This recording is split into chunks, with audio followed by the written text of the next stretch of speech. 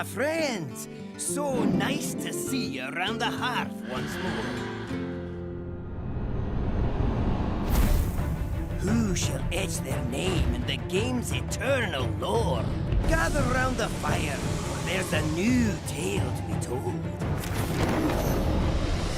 It's the fourth and final day of the 2018 HCT Summer Championship, and many dreams have already been crushed.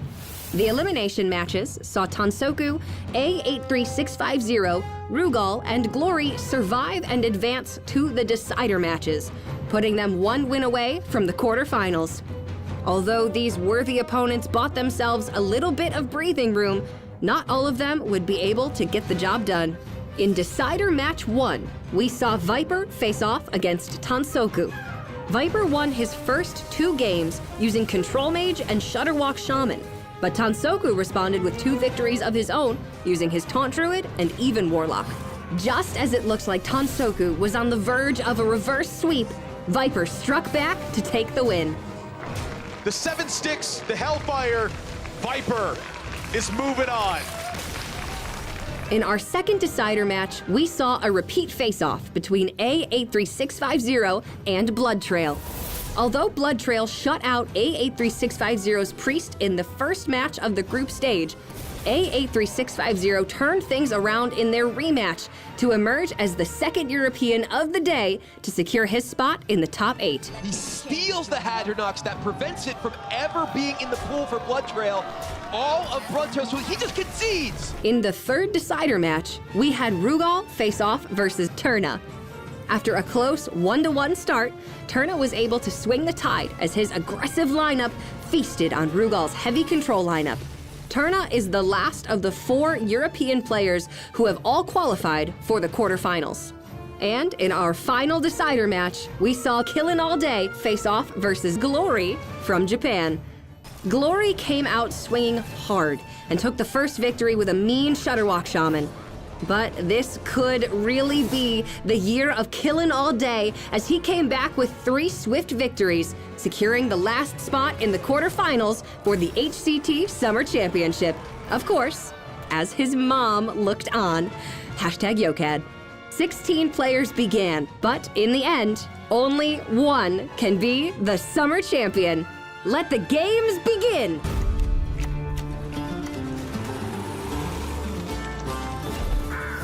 The Hearthstone Championship Tour continues. It's go time!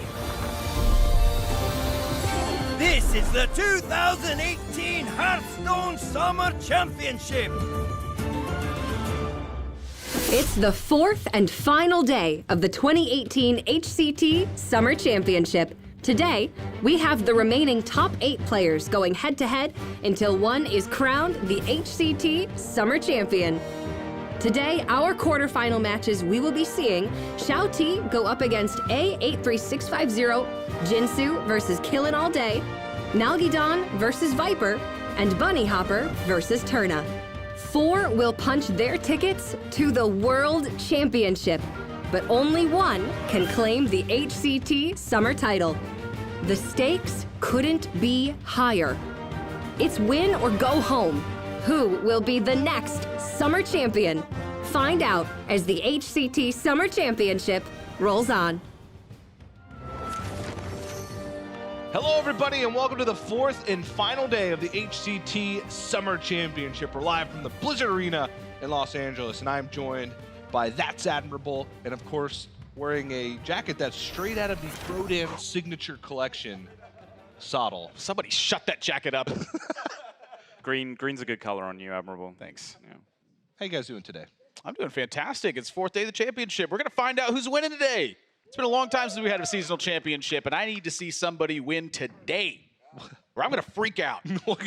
You're in luck, because that's going to happen. Sottle, how you feeling, bud? I'm feeling great. We are going to find out who's going to be the summer champion, and there's a very, very good chance that it's from my home region, because there is all 4 European representatives fighting it out in the top 8. So that's why you wore the jacket today. Now we all know.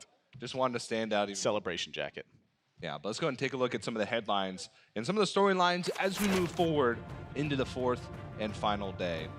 Killin's Day a prophecy fulfilled or another near miss at stake for XiaoT? He's got a tough matchup in his first round now. Going up against Jinsu in the quarterfinals. Jinsu's got a pretty strong anti-aggro looking control list that I think is going to give him the most trouble of any opponent he'll see in this tournament. Yeah, now Gidan could become Latin America's first world championship competitor. That's a big one, especially since now Gidan is making his second championship appearance in a row. Yeah, and I don't think anyone would begrudge him the qualifying spot here, because last year he was in this exact same spot and he kind of got robbed a little bit by a card that we know as Dirty Rat. And this time that card's out of the format. He'll be hoping that he gets the good side of one or two of those rolls, and of course he can keep up the great play that's brought him to this point. And of course, Jinsu, a player that's impressed all of us up until his road, taking first place in his group and wanting to continue the streak of Korea's representation at the World Championship, kind of following in Surrender's footstep from the World Championship last year, who had a great performance. And I think the Jinsu, stepping into the competitive scene fairly recently, I saw him first at the Wild Open Global event, and I was just like, wow, this guy can play the game. And then at that event, I learned that he had qualified for playoffs while he was competing in that event. And since then, it's just been Jinsu all day long. Every time I see him, he just impresses me so much. Yeah, but let's go ahead and take a look at the deck performance as we move into the final day of competition. And it's the best performing decks. Miracle Rogue sitting at 8-3 with a 73%. Spiteful Druid, we're going to get to see XiaoT play again in the first match of the day, the only player to rock that deck. And then even Shaman, Shutterwalk Shaman, and Recruit Hunter. So it seems like the control killer deck, Sottle, are the ones that are performing the best. It's absolutely right, and it's partly because they have had good group draws for the players that brought these anti-control lineups, and now one or two of these aggressive decks, that even Shaman for Killing All Day, for example, will be running into Jinsu, has a lot more board sweepers. We'll also be seeing if XiaoT can keep up that Spiteful Druid. So low sample size on a couple of these decks because they were limited. We'll see how it plays out after the end of all 4 days. And Arable, let's go ahead and take a look at the worst performing decks as we move on. Taunt Druid, a deck that's being very targeted, as well as Control Mage are two of the decks that we're going to be seeing. So what are your thoughts? Well, the thing that stands out to me is the Odd Paladin. That's a deck that a lot of players expected to be quite strong coming into this because most players didn't go to the anti-aggro level. They kind of went a step above that and tried to target those anti-aggro strategies. And Odd Paladin's been struggling a lot because of that. I feel like I've seen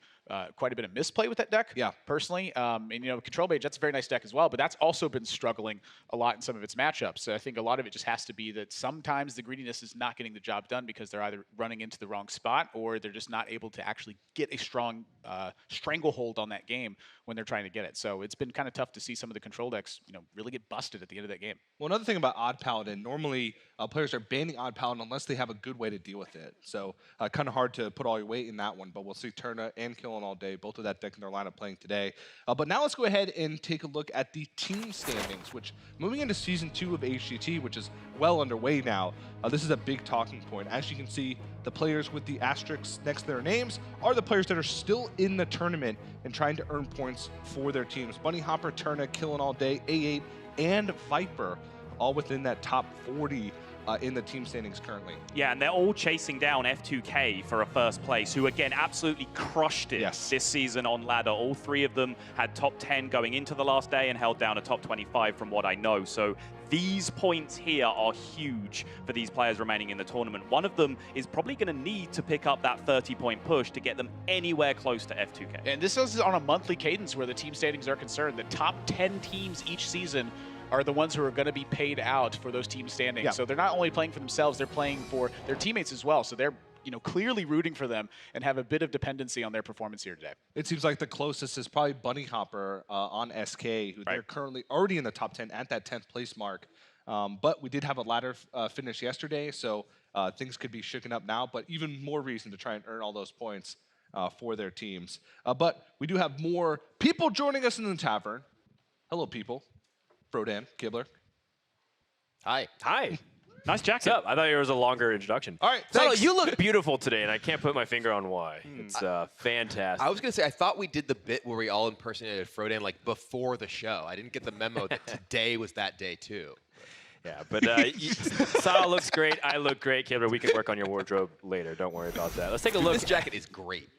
Let's take a look at our top 8 championship bracket. We have 7 matches for you guys today, all best of 5.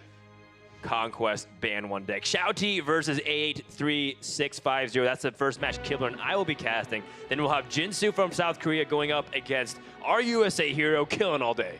Then in the bottom half, we have Nalgidon versus Viper, as well as Bunny Hopper versus Turna. So we are guaranteed at least one European who will be qualifying thanks to that fourth match going through to the World Championship. And as a reminder, all these quarterfinal matches are for a spot in the World Championship, and the loser goes home. That's right. Every single match yesterday and today, a single player will be eliminated and sent home while one player moves on to play for the championship.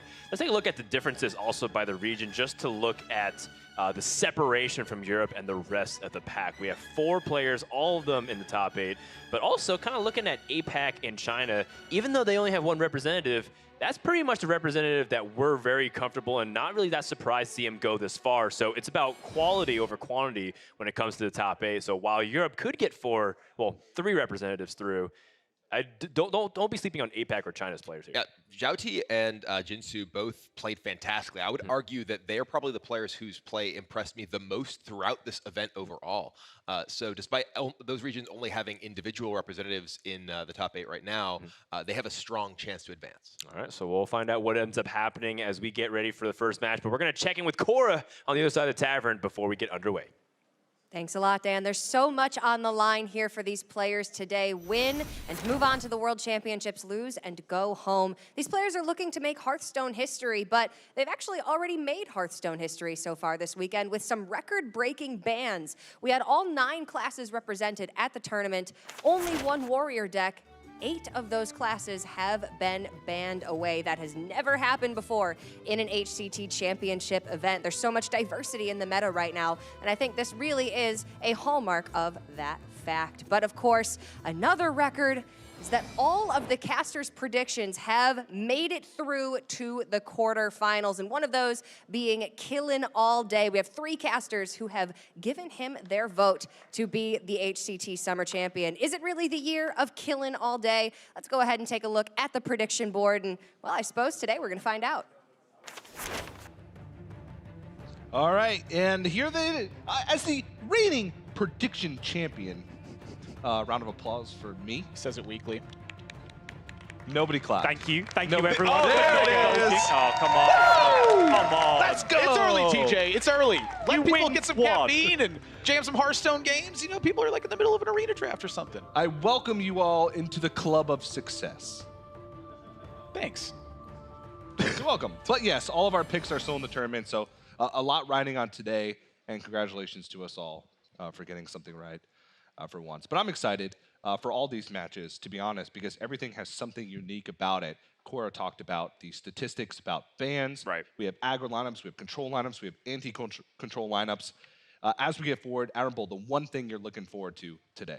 The one thing I'm looking forward to, I think, is seeing if Nalgidon can be the first representative from South America to make it to the World Championships. He's been such a strong, consistent performer throughout, and we've been seeing the South American and Latin American scene rise more and more every single year as competition becomes higher stakes, and I just can't wait to see if he makes it through.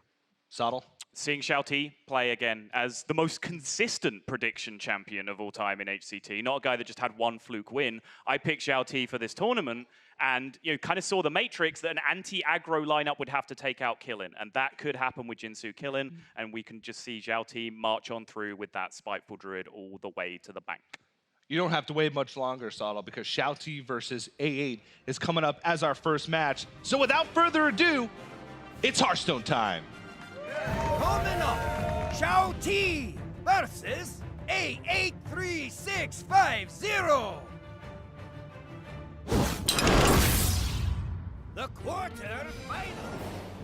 Welcome everybody to Championship Sunday here in the Summer Championships, live from the Blizzard Arena in Los Angeles. My name is Frodan. I'm joined by Brian Kibler, and our first match is A83650 up against XiaoT from China.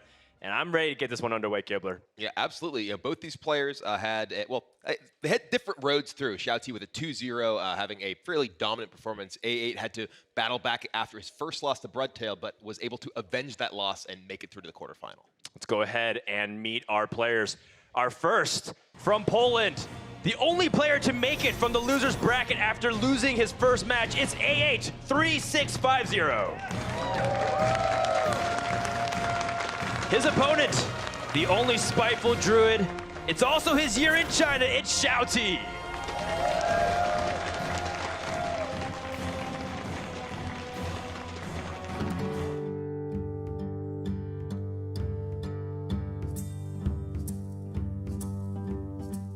XiaoT. I know that he's a really solid Chinese player, but I don't really know much about him. Maybe he gains information about me, but I will not, so he might surprise me.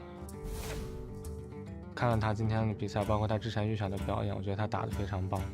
对，然后今天感觉他运气稍微差一点，对，所以碰上他，我的卡组会占一些优势，但是我就也没有很大的把握能战胜他。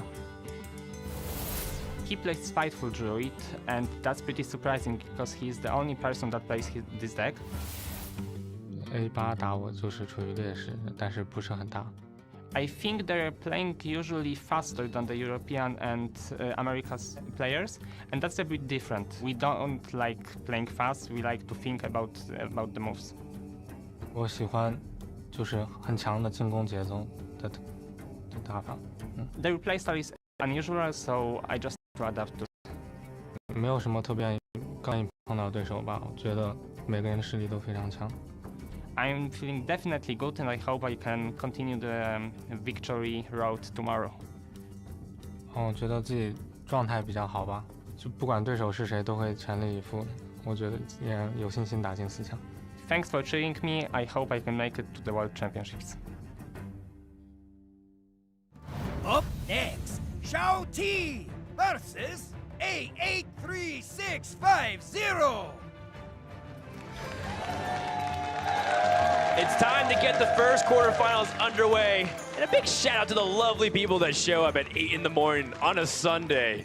Their hard-earned weekend to watch some Hearthstone Championship action. I couldn't be more excited, Gibbler. Yeah, we've got some passionate fans in the house. We've seen fan signs all throughout the crowd. Lots of fans cheering on their favorite players. And I will have to wonder who the favorite is for this match in the crowd. Who's cheering for A83? Are there any XiaoT fans out there as well? Some people really like playing Ultimate Infestation on turn 8. All right, taking a look at the head-to-head with the Miracle Rogues band. Looks like there is a slight edge for XiaoT.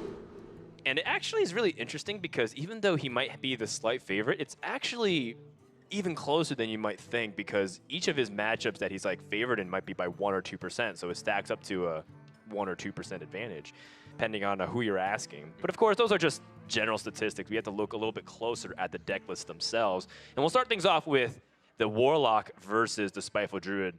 And this is a matchup we saw a lot in the playoffs, Gibbler, when Spiteful Druid and Cubewalk were at their athletic peak, if you will, before their nerfs came. Yeah, both of these decks have been down-powered significantly since the playoffs where they were staples of almost every lineup. Now, these two players are among the very few players. XiaoT, the only Spiteful Druid deck, while A8, I believe, is one of 2 Cubewalk, perhaps 3 if my memory serves. Though, also worth noting, A8 has the only wins with Cubewalk in the entire tournament. The Cubewalk record going into the day, as we saw in the graphic earlier, was 2-9. And A83 is 2-1 himself with the deck. Yeah, Spiteful Druid definitely having a pretty powerful win percentage, and it's largely predicated on the fact that it's just well positioned against a lot of the decks that aren't prepared for it. It has a lot of good pressure tools against control decks. And that's kind of what the field is. I do want to note, I believe this is the first game that XiaoT has played with Spiteful Druid that he has not played Prince Keleseth on turn 2. Yes. We were talking about this back in the cast room yesterday. And every game he seemed to have that Keleseth on turn 2, which is obviously a hugely powerful and influential card in terms of maximizing your win rate with the deck. That's right, and you know he made some comments about how he likes to play fast, aggressive decks. He's taking his turns very fast too. That's, I mean, for many people, Spiteful Druid is considered by many to be a curve-oriented deck. You want to follow every single turn by using your best possible amount of mana. And XiaoT is just going to be sticking to that, which is why the Greedy Spite is going to be really crucial for his strategies. However, he doesn't have Spiteful Summoner, so we'll see how his hand will be able to fare as the game continues to develop here. It chooses to pull the trigger on Defile to clear off these 2 1-health minions. Drops down the Kobold Librarian, which ensures both that he upgrades the Spellstone in his hand and still has enough cards for that Giant. to play on turn 4. And it's very notable. We've seen a lot of Mountain Giants played against Druids that immediately got naturalized over the course of this weekend. XiaoT with his Spiteful Druid, he doesn't have any spells that cost 1. No naturalizes, just the ultimate infestations in his deck. So the 8/8 body is going to stick until it dies from damage. Yeah, or perhaps if A8 overextends into Mind Control tech, we've seen that card actually be pretty valuable against Cube Block in the past, primarily because they can't really help extending onto the board when things like Void Lord comes into play, because of how many bodies that get created based off its Death Rattle effect. And it seems like A8's going to prioritize removing the board as best as he can, and you can't really blame him because he's coming up on some really powerful turns with Fungal Mancer looming and other potential threats. Yeah, the Skulkengeist here from XiaoT is a tech inclusion largely against Taunt Druid, but still strong here, taking out the Dark Pact. So now A8 will have to just naturally play his, or rather be able to naturally kill his cubes or his possessed lackeys. So A8 has the ability to life tap and Mountain Giant as his best available tempo play, but does not want to take extra damage. And it seems like he feels like he's in that sweet spot where he could potentially drop to Hook Reaver range. He has an upgraded Spellstone, so doesn't want to be too liberal with his life total, which I can respect a lot. Well, this is, as Q-Block, there's actually one of the Warlock decks that does not have Hooked Reaver in this particular tournament. He has the plan of Possessed Lackey plus Void Lord, and eventually getting Gul'dan to bring lots of gigantic minions back.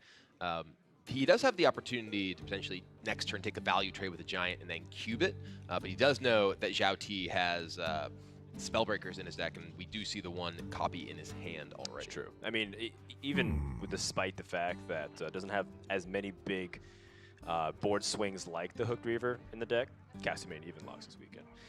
He still has really good healing tools with the Spellstone and Blitter Gland, like you mentioned. So then XiaoT, he doesn't have the Spiteful Summer this turn.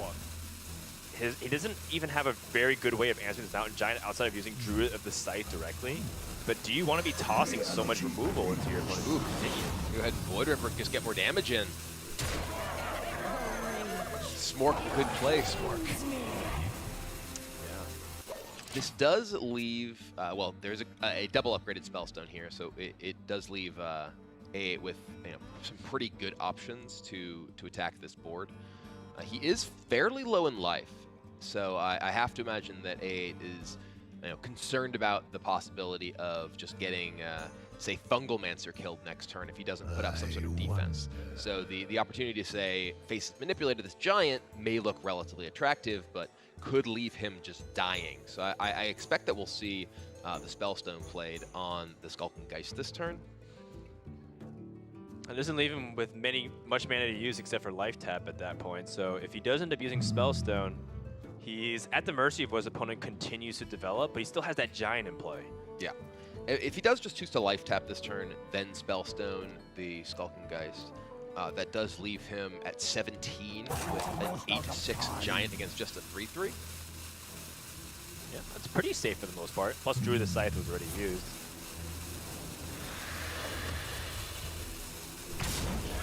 That's exactly the play that A8 decides he wants to go with as well. XiaoT just drawing the low end of the deck here. He's drawing his tech cards, without Spiteful Summoner, without the Prince Keleseth. This is kind of what Spiteful Druid looks like. It's just a bunch of relatively mediocre minions that are situationally powerful, but don't really put that much pressure on. Yeah, it's really tied in by how strong the neutral package of minions can be when you put in Prince Keleseth with a bunch of really powerful curve opportunities with Spiteful Summoner, and then wrap it up with Ultimate Infestation to compensate for the underwhelming amount of neutral effects. That said, you don't need that much pressure to kill an opponent who hasn't really been able to put that much together themselves. With the Skulkengeist, there's no risk of a Void Lord coming down for a while. XiaoT still has that Spellbreaker in hand, and between just the incremental damage from these minions and life taps, A8 at 13. Yeah, he does have a board clear with Lord Godfrey, but he gives up his own Giant by doing so. It's a little bit painful, but absolutely necessary given that XiaoT's on one last remaining card.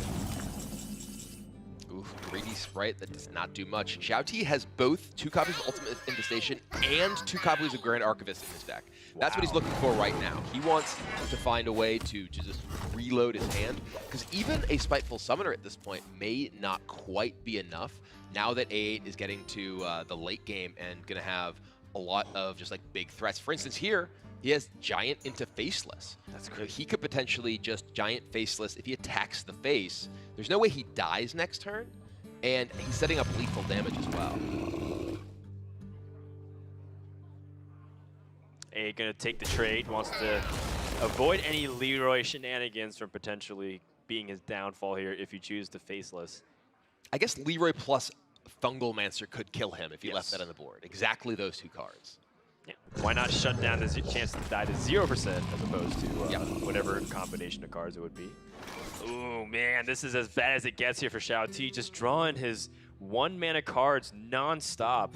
I think there's still just lethal damage here with Spellbreaker plus Doomguard, though. Yeah, that's right. Spellbreaker, the Giant. It's perfect mana usage as well. So there's nothing really XiaoT can do to stop it. It just feels like his deck didn't really do much. It was almost like he was just playing an arena deck for all intents and purposes. And that's one of the problems with Spiteful Druid. It does have extreme polarization in terms of its power level based on just a small number of cards. XiaoT does not find them. A8 finds the kill, and he will take the lead 1-0 in our first quarterfinal. An important match, but every one of these matchups will be very important, not just, of course, because you want to rack up as many wins as you can, but because, again, A8's just slightly underfavored in a lot of them, like 48, 47%. So any unfavored matchup that he can take will definitely put his mind at ease. And frankly, getting his Q block out of the way is a pretty big deal, because that is a deck that has some weaknesses against the Even Warlock from XiaoT, can struggle a bit against the Recruit Hunter as well. So I think it's actually a very big win for A8, in particular with that deck. That's right. And XiaoT doesn't have to sweat too much because he still has some pretty good matchups across the board now that Miracle Rogue's been banned out on both sides. So that was game number 1. It's in the books. We're going to take a break. When we come back, we're going to get ready for game number 2 in our first quarterfinals on Championship Sunday.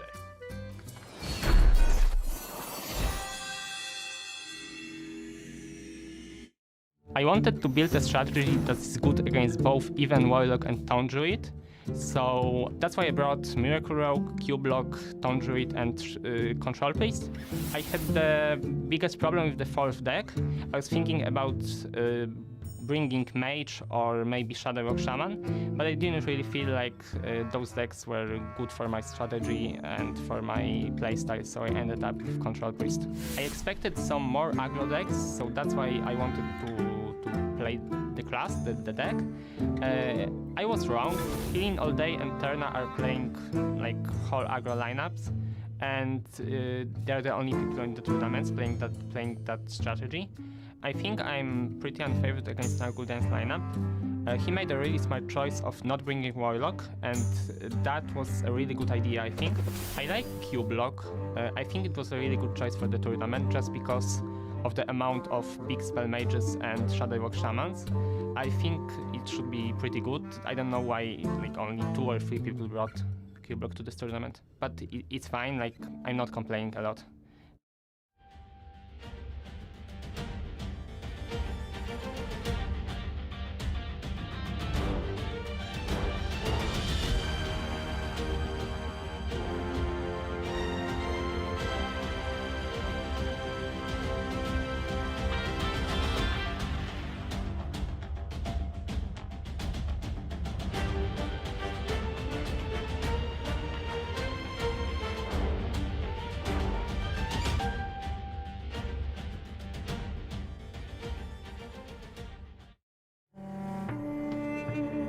大家好，我是来自中国的选手小 T。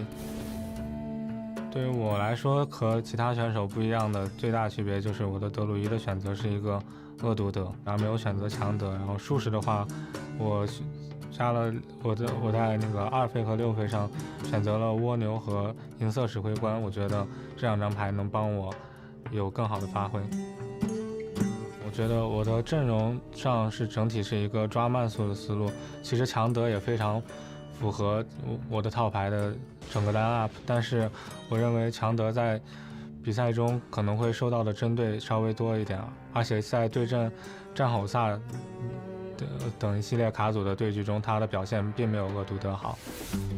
我觉得他们带控制套牌的选手应该会比较害怕我的阵容，因为我的阵容非常具有侵略性。如果 Killing All Day 可以在那边出现的话，我相信他能对我造成威胁。在炉石的比赛中，经验是一个方面，但是多数的时候我们还是用卡组的优势和技术上的一些优势来取胜的。所以我们没有去针对任何一个地区的选手，我们就是带我们认为最强的套牌去来比赛。我对我们这次中国的阵容非常有信心。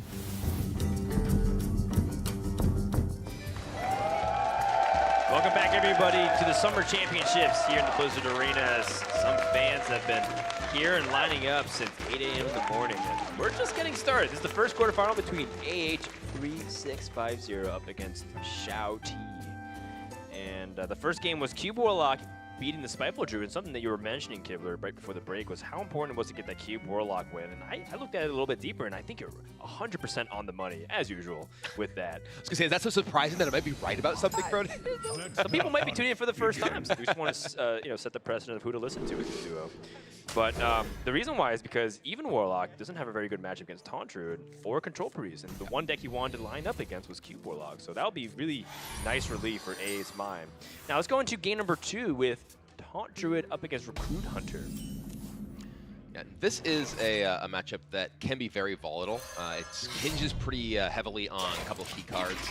Of course, the ramp for the Taunt Druid be able to get things going quickly, because if you're able to establish a big board before the Hunter gets to their explosive turns, you're much better shape. But here, XiaoT has some of his key cards as well.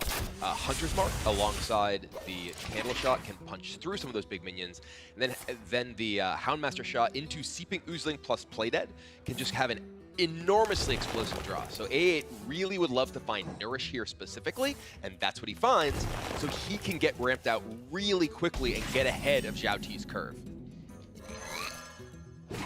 That being said, I wonder how the tech card that A8 outfitted his lineup with, like Trog Gloommeter, will play into this matchup, because Poisonous with Taunt seems fantastic, but you never know if that ends up allowing XiaoT to dominate the board with things like Houndmaster Shot that goes unanswered and then Seeping Oozling.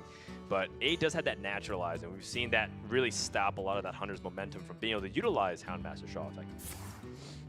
Right, and get a coin out Houndmaster Shot and a Fire Flood. That's very interesting. I'm trying to think about the implications of this. Oh no! Did he think that he had 5 mana and was coining it? Oh no! What is going on?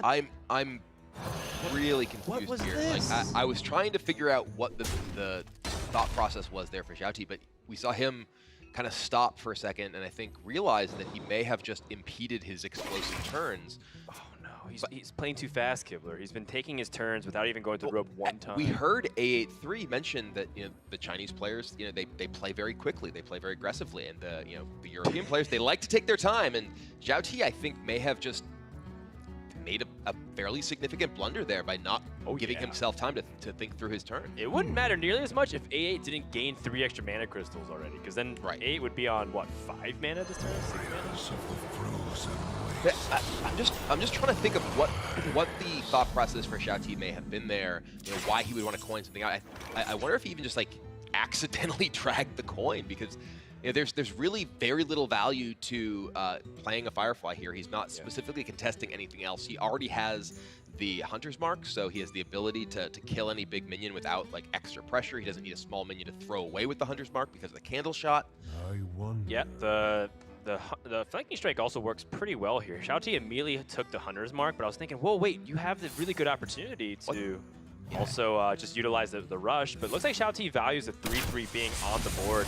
And what seems to be the case is XiaoT may not even be patient enough to wait for A to play a taunt. Maybe just try to kill him. I also just think here, like you mentioned, I think that the rush of the Houndmaster plus the Flanking Strike, And the candle shot would give XiaoT an opportunity to take advantage of the fact that he had that Firefly on the board. Right. Because the combination of the 3 damage from the flanking strike, 3 damage from the rushing wolf, plus those 2 actually allows him to kill the Lich King, keep the Hunter's Mark for the next big minion that hits. Sleepy Dragon. Right, well, if A8 just plays, well, he True Master Oakheart. I was going to say, if he just plays an individual big minion here, and fortunately for XiaoT, Oakheart is a little bit weaker because A8 is playing the 1 Dragon Hatcher version and has that Dragon Hatcher in hand. But that Dragon Hatcher alone is extremely strong, thanks to the Hunter's Mark being good. Yeah. But if you play the Dragon Hatcher, you know that you're coming out with the Oozling turn. So the rush from Hamad Shah is very relevant there. Yes, the Houndmaster Shot being on the board here is still extremely powerful. Oozling coming down into any big minion allows XiaoT with the Houndmaster to just attack into that minion, get a death rattle of that, get another big minion in play. There's a Sleepy Dragon. So Seeping Oozling with Rush can kill itself attacking into that dragon, leaving it with 7 health and pulling out whatever that he recruits. Right. And that is important because it also guarantees that he should be able to kill off the Dragon Hatcher, right? Well, actually, if the Witchwood Grizzly comes out, does he have enough to kill it then? I think he still does. 5, 6, 7, 8, 9, 10, 11, 12. Yes. Okay. Well, with the 8 drop, it almost... 8 drop definitely guaranteed. See, Lich King. Lich King with Rush is pretty strong. And we're seeing here just how powerful Houndmaster Shah is. And just allowing XiaoT to continue to leverage the advantage he's gained over this board. I actually think A8 is in a situation where he basically has to Oakheart and hit Hadronox to be able to survive. Yes, because then he can naturalize the Hadronox right afterwards, but then he's still not dealing with his opponent's board. He's not dying this turn, per se, but I feel like he's just so far behind, he can naturalize or... he can't even use these Spellstones, right? He hasn't gained armor, so the Spellstones cannot kill the Lich King. Well, he can use it with the Spellstones. So. Yeah, he actually, the Death and Decay, right? Decay, The Death and Decay plus the 2 Spellstones, that actually... He may be able to clear off the... He can clear off the Lich King, but he can't clear off the Houndmaster Shot as well, but that does give him a position where he's in definitely better shape. Yes, and he can develop behind it with his Ironwood Golem. Yeah, or the Gloom Eater if he wants. Or the Gloom Eater. Gloom Eater is actually pretty powerful into a board like this. Yeah, Death and Decay Spellstone Gloom Eater looks really attractive to me. Because the Gloom Eater actually eats everything on the board, or a big minion that gets rushed into it. He's going to go with the Ironwood Golem though. Ironwood Golem just immediately challenges the Shah. I think that's probably the first thing that he's thinking about. Yeah, but if there is a big minion rushed into this, right, it ends up being a lot worse than the Gloom Eater would be. It does allow A8 to use his hero power, which I believe he's 1 away from upgrading that Spellstone with. He's hero powered once before, so perhaps that's his thought process. But yet now, we're going to see a rushing wolf can take this down if he so chooses. Yep. Can also utilize some of his weaker minions if he wants to keep a higher attack on the board individually. I definitely like XiaoT developing here some kind. But I guess what he's trying to do is make sure things like the Memorial Drake doesn't just wipe most of his board off. I think that's his #1 concern. Because Flame Elemental hero power seems great because you're putting your opponent on the lower half of their health. But if you lose everything on the board, it's not worth it. So Oakheart, wait, actually... Yeah, Oakheart is now guaranteed. Yeah. Oakheart, that draw of Ironwood Golem may seem a little bit weak, but Oakheart is now guaranteed to hit Hadronox, and Hadronox will bring back a pretty huge board if he goes for it. He's going to try and get more value, though, it looks like.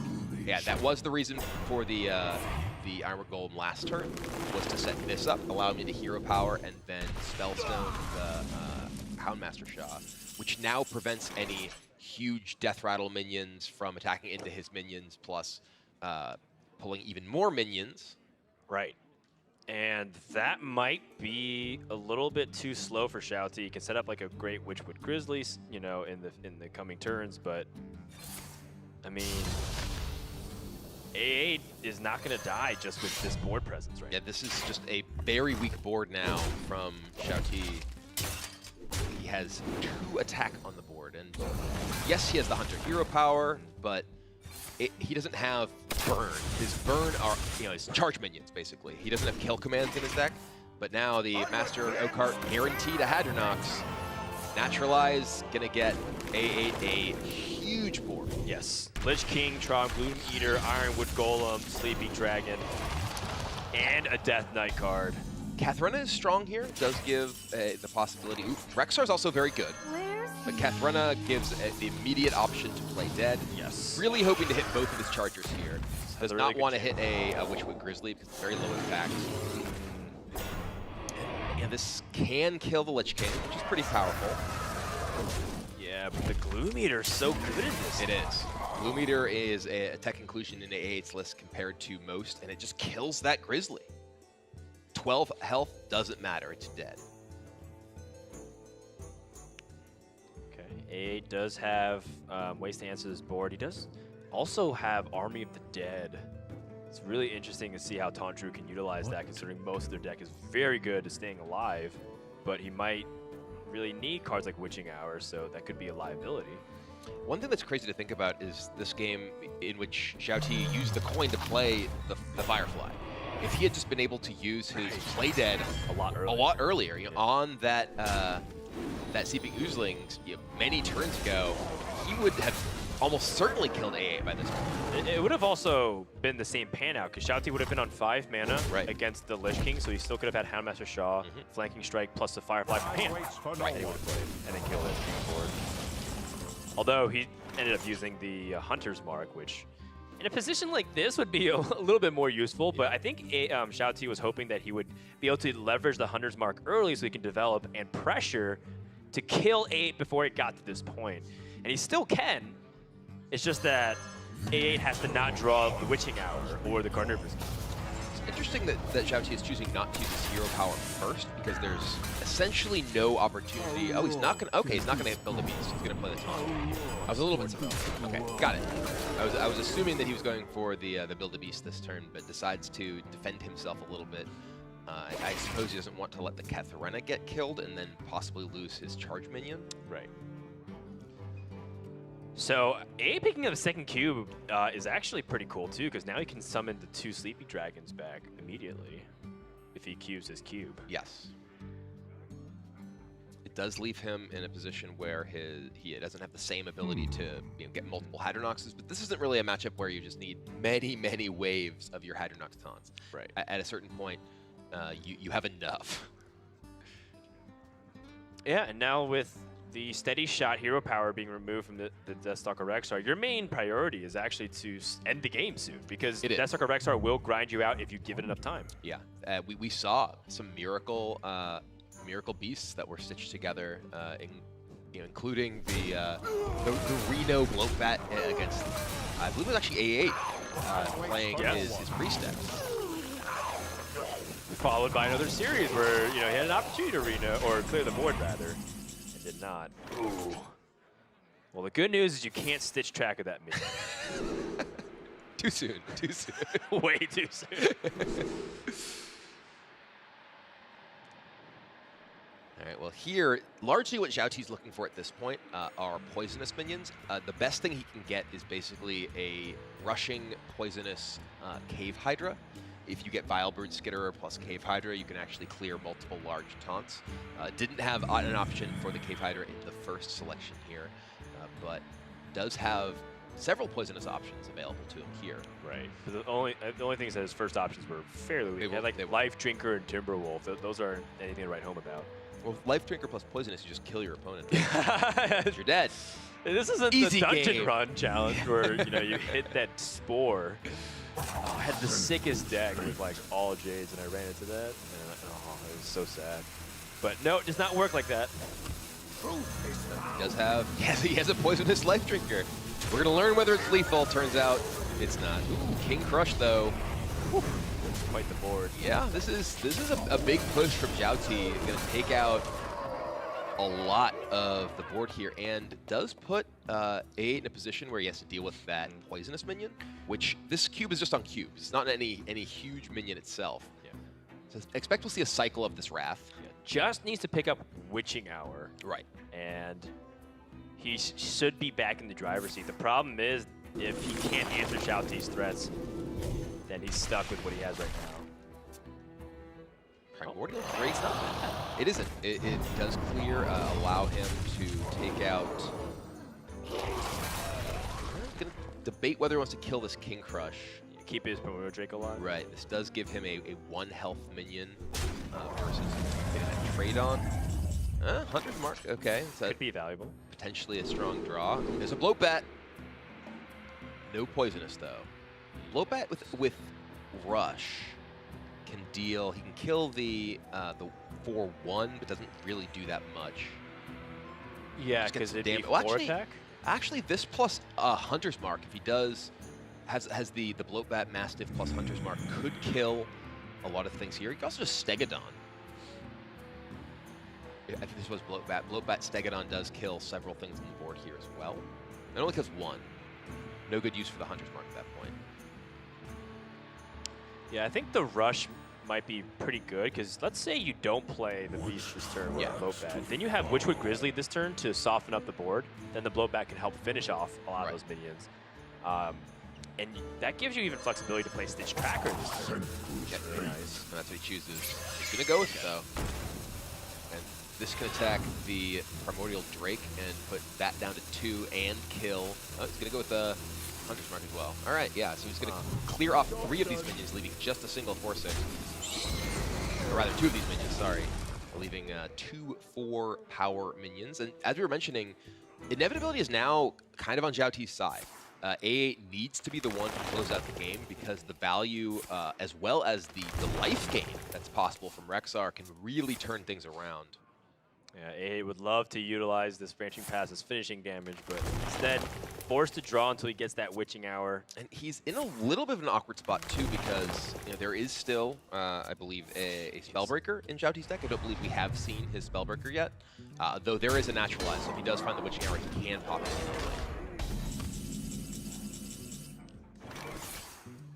Builds a Beast. Everyone wanted to see Angry Chicken. I don't think it's what he took though. All right.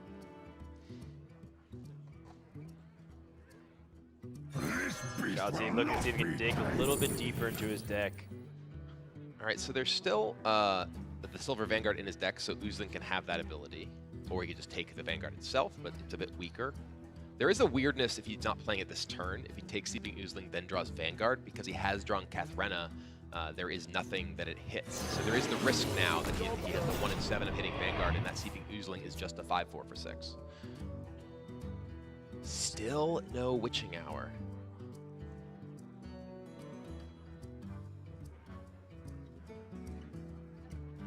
At this rate, there are almost maybe no more minions left in the deck for 8 as well. So Army of Dead might just be a completely useless card. I believe that may be correct. I think his deck remaining has a copy of Swipe, 2 Witching Hours. There is 2 Witching Hours, and I think the second Oaken summons. I believe he naturally drew both of his Ironwood Golems, if I recall correctly. There's another Oozling.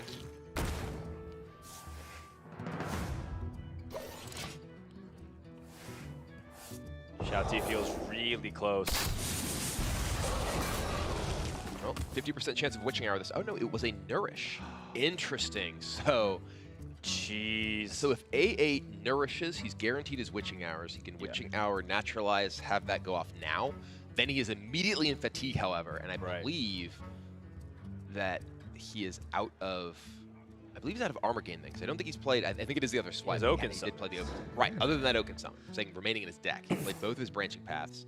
Yeah, he's going for it now. He recognizes getting myself into Fatigue doesn't really matter as much as getting the pressure on right now. It was that Swipe.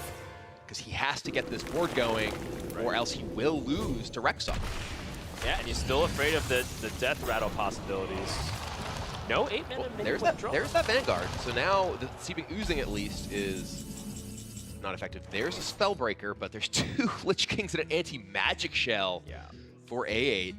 Very critically too, XiaoT does not have a Play Dead. Yeah, there's just too many big minions here, I think. XiaoT can find, say, that Nesting Rock, not really going to do it. He needed Cave Hydra plus Poisonous here, I think, to really have a chance to survive. Yeah, or Bloatbat plus Stubborn Gauge. Yeah, the Bloatbat the hero. but no Miracle Beast for XiaoT.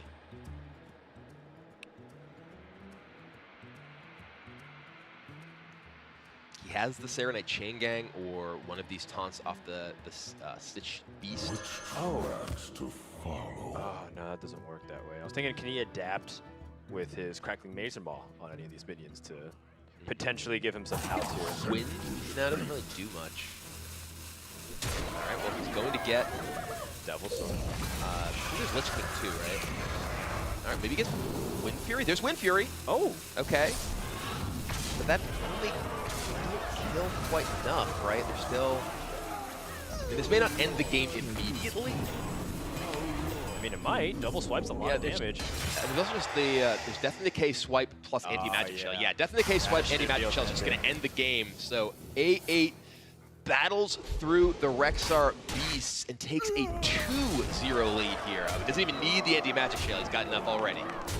Some justice being delivered. XiaoT with quite a big misstep in game number 2 with the improper usage of that coin. And I really think the game goes very differently. You know, if he just does not coin out that Firefly. We saw his expression there. He realized he had made a serious blunder, and A8 now realizes he is 1 game away from the World Championship. XiaoT with quite the misplay there, and we kind of were touting about how good he is as a player, but I think that was just a mistake that I think everybody's made in their Hearthstone career, which was just playing too fast and playing the wrong card. Because the coin was right next to Xiao, and it felt like he just wanted to play Xiao. So then at that point, he's like, oh no, what did I do at that point? Because he was just rushing it. And now he's down 0-2 with the need to reverse sweep. I mean, people have frostbolted their own face, fireballed their own face. This isn't a matter of miscalculating, you know, and not really planning your turn properly. I really do believe that was a mechanical error.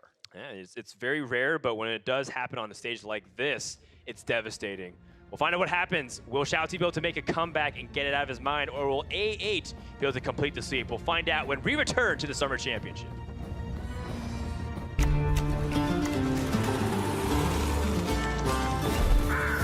The Hearthstone Championship Tour continues. It's go time! This is the 2018 Hearthstone Summer Championship! Hey, I'm 83, I'm from Poland, but I'm currently living and studying in Germany. I actually had to make a break from the university just to play Hearthstone to prepare for tournaments, but I want to come back and study. The family was pretty skeptic, like negative from the beginning, but then I started making some real money, and that's why they started supporting me. And now they're supporting me a lot, and I really appreciate that. Bunny Hopper has conceded. A8 is going to the Summer Championships. I think Hearthstone was pretty easy for me from the time when I started playing it. It's an incredible feeling, of course. I think I've never felt so good in my entire Hearthstone career. It's incredible. I went to the first LAN tournament and I won this one, so I was correct. And then I started competing in more tournaments. I achieved some pretty nice results, and that's why I became competitive. I didn't know that I will get recognized in Hearthstone. That's why I typed something totally random. Then I just went to a tournament in Poland, 64 people. I won this tournament surprisingly, and then everybody was knowing me, and it didn't feel like really changing the nickname after that. 2017 Hearthstone World Champion! This will be, I think, the first APAC tour stop for Season 2. I am cheering for Staz.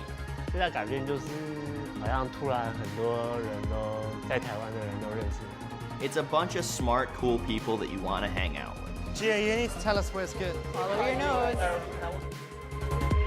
The way the decks line up, I don't think he ever gets there is a thing. That's it. That's gonna do it. Oh my gosh. Took a little bit of a risk. 炉石传说给我的生活带来了很多快乐，也为我生活带来了一大群好朋友，所以我很享受打炉石的这个过程，包括比赛的过程。在以前上高中的时候会比较沉迷别的卡牌游戏，还有数学的学习，它很好的锻炼了我的思维能力，所以在打牌的时候，我会在逻辑上面可能会表现得更好一些。家人和我的队友们给我很多的帮助，所以这次来比赛希望能给他们一份满意的答卷。我觉得这并不算是一个特别大的优势吧，因为比赛还是用实力和卡组来说话。他们之前在 HCT 的表现已经非常出色了，我希望自己代表中国出战能做得更好。超级联赛对我的帮助应该比较小吧，因为那个时候感觉自己的打法和一些想法都不是很成熟。我觉得这3个月来我成长了很多。在超级联赛中，算是出现的比较顺利吧，没有哪个时候让我觉得会打不进4强。意味着我终于可以踏进世界总决赛的舞台，这也是我一直以来的梦想。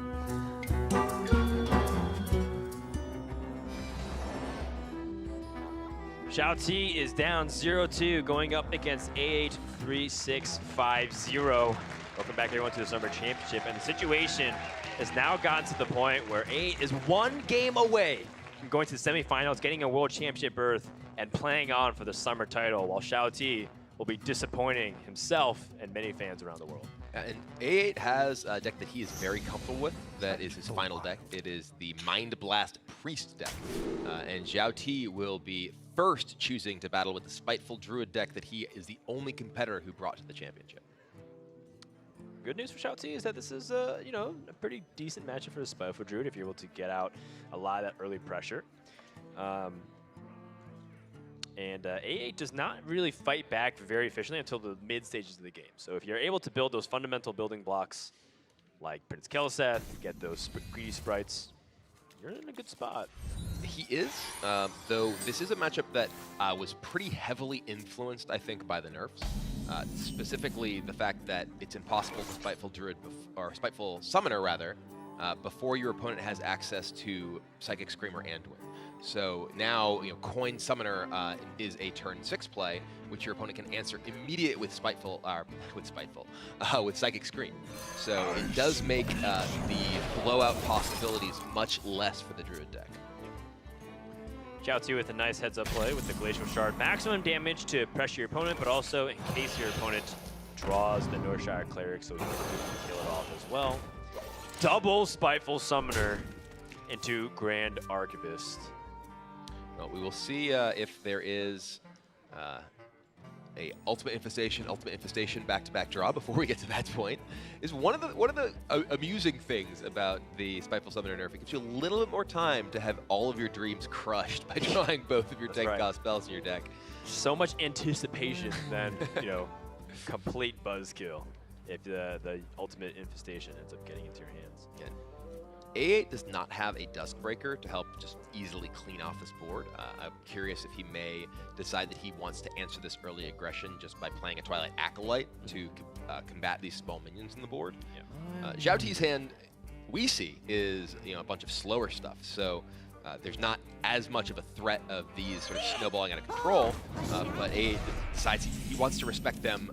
One of the strongest things that the Spiteful deck can do before Spiteful Summoner is Fungal Mancer, and being able to contain early minions so your opponent doesn't have a strong board when they go into turn 5 for Fungal Mancer is very important. XiaoT did not have a turn 3 play prior to this Druid of the Scythe. XiaoT can trade in his board to make it better against Duskbreaker, or he can go wide and just let A8 do its thing, lose his board, and redevelop with Serenite Chain Gang. I feel like we are pretty likely to see the Druid here. XiaoT does want to defend his board a bit from the Twilight Acolyte just picking away at the minions.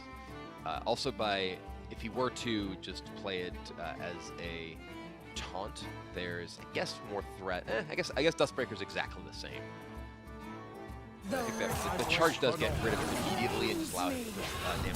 There's no possible shenanigans from A8's side with Powered Shield on a Wild Pyromancer, helping clear that off. There's a Dustbreaker, though. That is a very big draw for A8 to shut down the offense from XiaoT right now if he chooses. If he does not play this, there is the risk of a coin into Fungalmancer pushing damage that leaves minions that are immune to the 3 damage, or at least not defeated by it. How important was it for A8 to even keep that Twilight Drake, or have that Twilight Drake as the only Dragon activator, in case he got his Dustbreaker as well? Cabal Shadow Priest is potentially interesting. Oh man, this is such an awkward spot here for A8 because we're kind of talking about the Dragon synergy. But playing the Twilight Drake means that Violet Acolyte can't come down unless he picks up another Dragon. Malfurion, wow, that means that XiaoT has just essentially a dead turn here. He has no plays unless he uses his coin, and that would delay him from Spiteful Summoner. He's never using the coin in this spot. There's not a chance. With double Spiteful Summoner and a guaranteed 10-mana minion coming out the next turn because he can only draw 1 Ultimate Infestation. Oh, the second Psychic Scream for A8, though. Let me change. This is an interesting spot because he wants to actually pressure here, but at the same time there's a little bit of awkwardness of using his resources prior to his opponent potentially Spiteful Summoning and him wanting to have the ability to use Psychic Scream. Right. The fact that he did play that Dragon means that he doesn't have the activator for the Acolyte right now, but he does at least have the 2/3 Taunt in play. So he could potentially just kill the Spiteful Summoner and even get to the point where he can just Anduin. Anduin's actually pretty strong against the Spiteful Summoner decks because there's a lot of minions that you can hit at the top end, especially if they buff their board. Even if they play Prince Kelseth, all of a sudden a bunch of minions get within range of Anduin. So with one True the Scythe being used, A might be going on the Anduin plan if he gets a little bit greedy. I like being greedy here in A8's spot because you already have 2 Psychic Screams anyway. As well as the Anduin. So if your opponent decides that they want to develop something that is bad, Anduin is not good against, you just can Psychic Scream it. If they want to develop a second Spiteful Summoner and really trying to push damage, you have the ability to really punish them at the end. Thing is, it is fairly obvious what XiaoT is going to do because he didn't do anything on 5, saved the coin for Spiteful Summoner, and has been holding something on the far left for a while as well.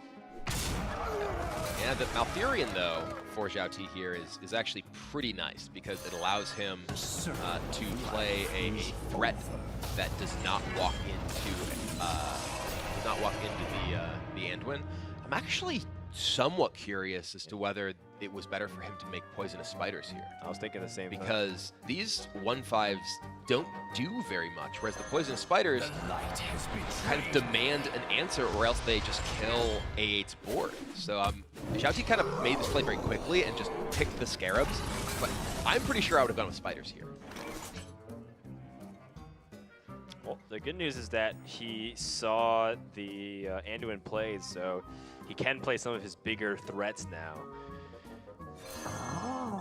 What does this one do? All right, well. So Infestation has a few good targets. There is the risk of the Infestation drawing the second Infestation and neutralizing the Spiteful Summoner in his hand. Does kill his own minion as well, so if he draws Infestation here, he is really down-powered. There it is!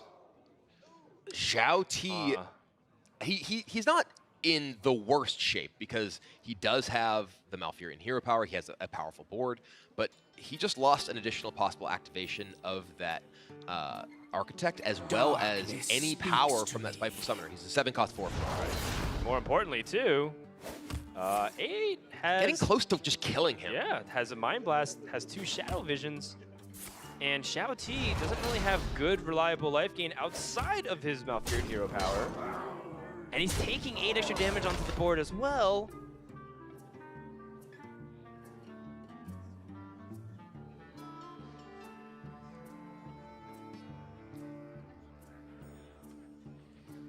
A could try to Shadow Vision Mind Blast again. Try and maximize his damage. If he Shadow Visions a Mind Blast, he actually just has the possibility to just win the game next turn. He just plays a Mind Blast here. They're sort of the same situation. There's only really... Because he could Shadow Vision and lead them. Right.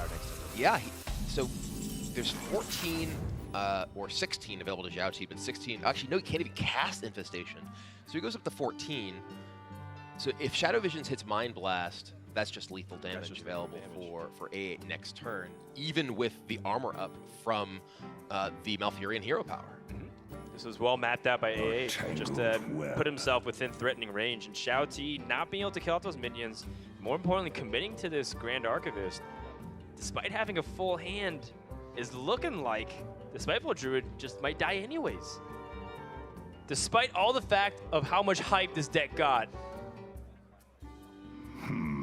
It is not performed well in this match for XiaoT. It's looking really poor right now.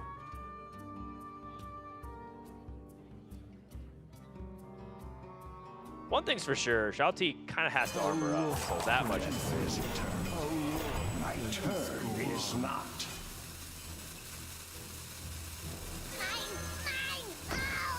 He is putting a significant amount of power on the board as well. You have to double clear because of the threat of Mass Dispel. He just goes phase because I think he sees an opportunity to Fungal Mancer Leroy next turn. All right, there's an Alex Straza. So A8 can actually just Shadow Visions first, right? Because he'll then have 2 spells he can ping between anyway. Yeah, there's 5 spells remaining in the deck, I think. There's Power Word Shield, Divine Hymn, there's Mass Dispel, there's Holy Fire.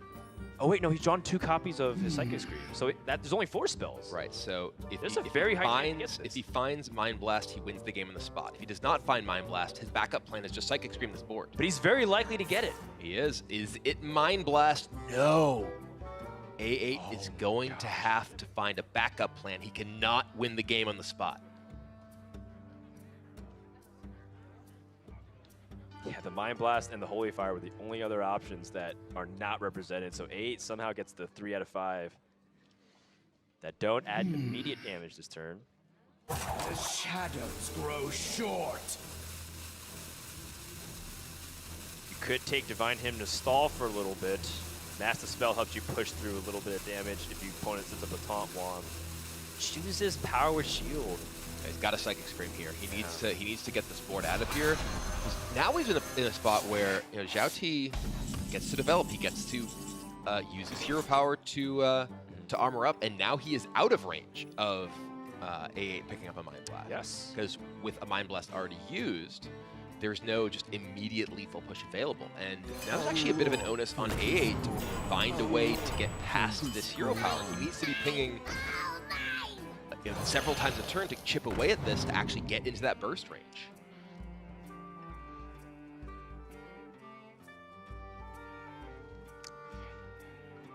Yeah, XiaoT, if he pushes damage with his hero power, he actually sets up a scenario where he could threaten lethal next turn with an additional 10 from Leroy and Fungal Mancer plus the 8 on board. But problem is, 1, you can still die because it's very clear A8 was fishing for lethal. 2, you're assuming your opponent won't do anything to the state of the board. Right. So it's very optimistic. So XiaoT does not have an easy way to guarantee a 2-turn lethal here. Choose instead to be passive. Now 17 life. That is out of range of the burst combos that are available to A8 now that a Mind Blast is gone.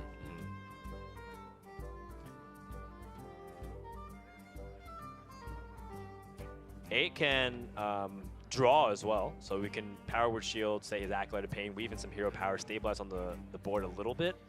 But that's kind of the reason why I thought Divine Hymn might have some merit, because you can use it to stall for time.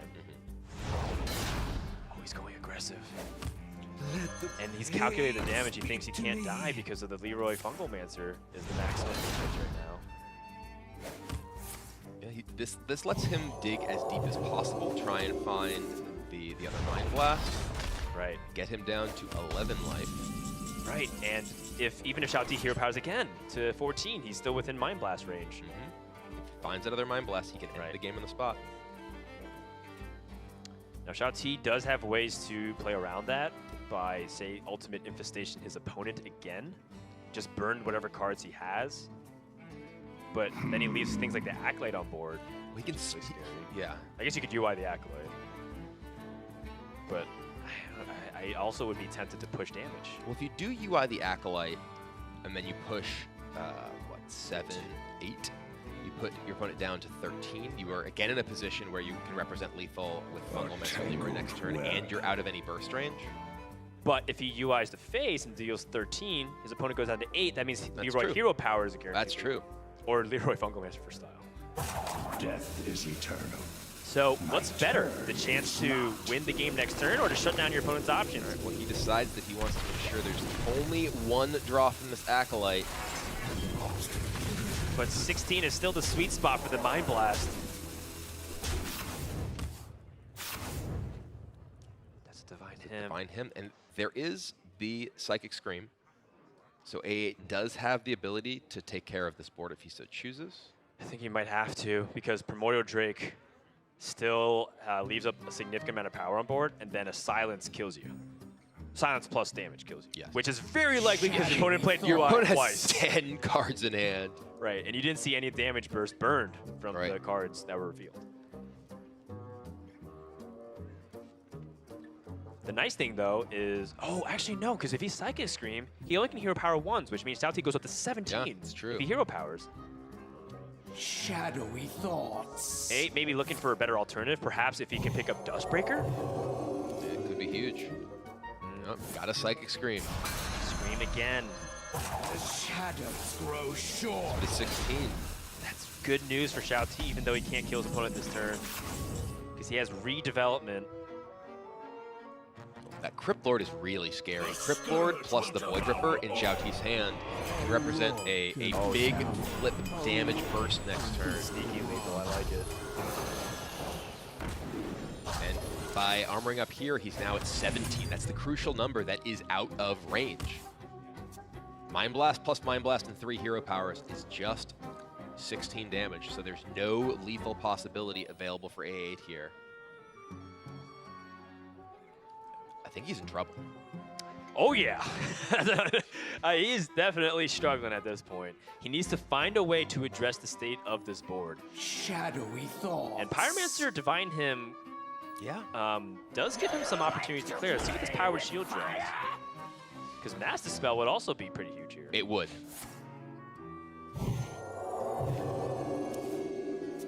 Ooh, okay. Cleric into Divine Him here. That's what you want to see. Does he need to use... Is there any opportunity for him to use hero powers in here? I think he may want a hero power. Just in case he draws a Master Spell?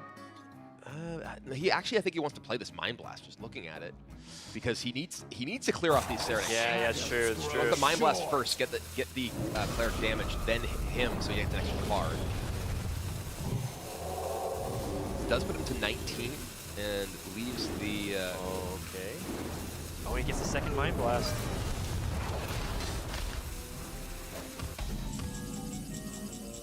So now this is 10 life, but there's only that one Mind Blast remaining. Is this Leroy plus Fungal Mancer is not enough? So Leroy, Fungal Mancer's 10 plus the already 1, so 11.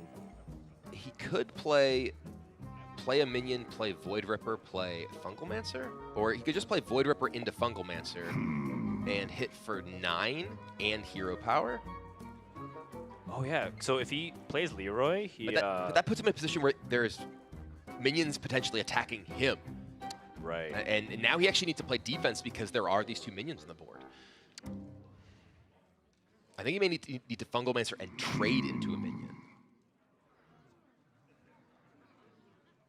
He could freeze something, freeze the Cleric, Fungal Mancer, kill the Pyromancer, armor up.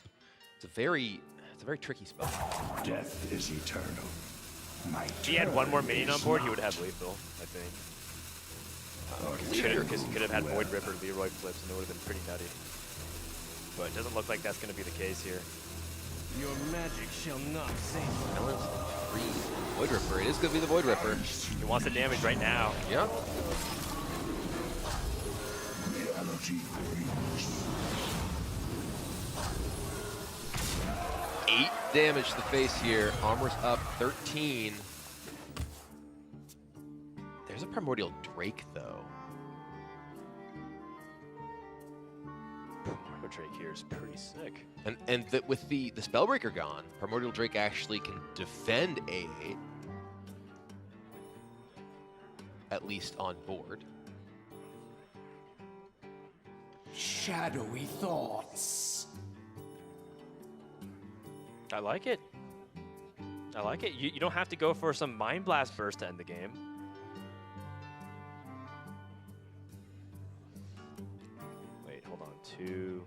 7 plus Mind Blast. Or sorry, Darkness plus a Master speaks Spell. to What if me. you like Master Spell push damage? I don't think you can get there, right? No, I don't see Master Spell actually winning the game here. Well, Master Spell also just kills your Cleric immediately because you have... Oh, right, because your Pirate. Well, the Pirate was... no, it's the Cleric was silenced, yeah. Yeah, I think we're going to see the Drake here. And where do we see the damage go is the question. Do we see the hero power go to the face or does he clear up a minion? I think he clears the Yeah. minion. He goes for the guarantee because he could always Alex-Rise himself defensively. Right. XiaoT is running out of time.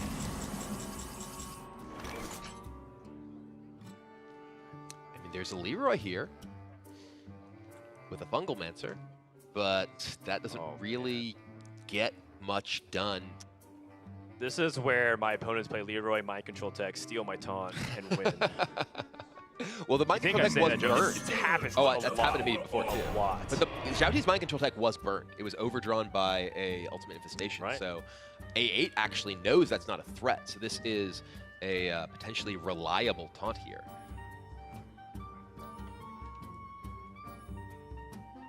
XiaoT can Fungalmancer and trade this.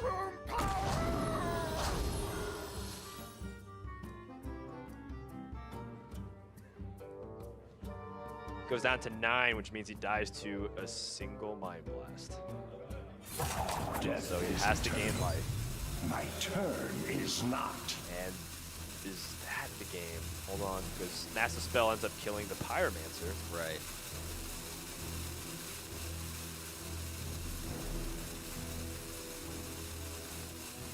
Master Spell, Mind Blast plus Hero Power is just 9 from hand. Tangled web. Is there another... Oh, a second Pyromancer. Does that do anything interesting? I don't think so. Well, Master Spell makes the board a lot more manageable. It does. Especially if you just use hero powers to kill minions. Yeah. Okay, you can actually just trade this in, then play the other Pyromancer and play Master Spell, potentially. I guess you don't even necessarily have to Master Spell. Yeah, the attack does help a lot. The attack doesn't matter because the Crip Lord's still at 6 health otherwise. Right, it's the same thing. And this way you just get the damage on. Oh, wait. Do you want to ping first, or is he going to play? I think he may be pinging and playing Twilight Drake here. Right. Just looking to win the game via... Oh, no, he's going to go ahead and Pyromancer. Get that extra Yeah, board presence with the and ping. hero power, which is kind of effectively the same thing.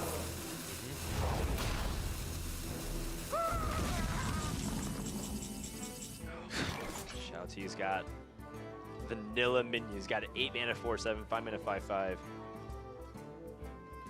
Spiteful Summoner, just a 7 mana 4/4. Skulking Guys that also does nothing. This is bad. And this is not looking good for XiaoT. He cannot lose another game, and this game looks like he very well may lose. I think he's dead no matter what he does, because things like Leroy actually helps his opponent get this extra damage. Yeah, if he Leroy's into the Drake to just remove it, he's still giving his opponent 2 1/1s, and he has to either armor up or kill something. Armoring up at least gives him a better chance to survive. Right, because then he's at... But he's just leaving minions in play, 15. and they're going to keep chipping away at him. Yeah, they put 8 still on a lethal draw if he gets any cheap spell. Any Divine Hymns or Power Shields. But that's the only way he can survive. What does this one do? What He's does dead. this one do? This just does that. Yeah, this just does nothing to stop A8's offense. There's 7 on board. Mind Blast and Hero Powers will finish it. A8 is going to beat XiaoT 3-0 and advance to the semifinals with a berth to the World Championship. And XiaoT was the favorite for many players, and he struggled a little bit in this matchup, but A8 put on an absolute clinic. He said that this control priest deck was one of his favorites. He felt so comfortable with it, and he navigated a very tricky game there. He was just not able to burst the opponent down, but was able to get the win regardless. Yep, congratulations to A8, the first of potentially many Europeans to qualify for the day. You can see the emotions kind of rushing over him. Usually a player that's normally very stoic And I think the realization is sinking in. A8 is going to the World Championships. Yeah, we see he will be our first semifinalist, advancing, as you said, to the World Championship, but his job is not done. Still 2 matches between him and the title of Summer Champion. All right, wow, what a nice way to start off with a pretty dominant performance. Love to see that. Let's go ahead and head over to Cora, who's waiting with our first winner of the day. We have our first World Championship competitor in a 3-0 sweep, knocking China out of the tournament completely. It is A83650. Congratulations. I am very, very happy for you, honestly. It was an incredible performance, a 3-0 sweep. How are you feeling right now? It's obviously an amazing feeling. I think I've never felt so good in my life, ever. Well, when we get to the World Championships, we'll reevaluate. But for now, I think that's a pretty good statement. What was going through your head in that final game? I mean, it just kept going back and forth. At one point, you were a shadow visions away from a mind blast to win the game, and you didn't get it. What was going through your head at that point?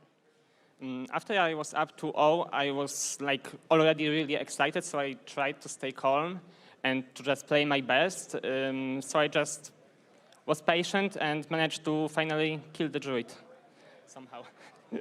Somehow. It doesn't matter how, you got the job done, played very, very well, and getting it done with your personal comfort pick deck, that priest, very, very nice. But final question, any shout-outs you want to give? Is there anybody who helped you along the way to get to this point that you'd like to recognize, maybe your team at this point?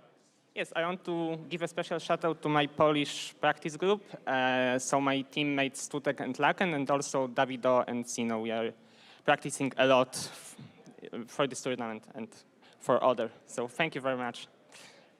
Well, you got the job done. You are going to the World Championships. Let's hear it for A83650. But that's only our first World Championship qualifier of the day. Coming up next, we're going to find out who will be joining A8 at the World Championships this year. So let's head it back over to the caster desk.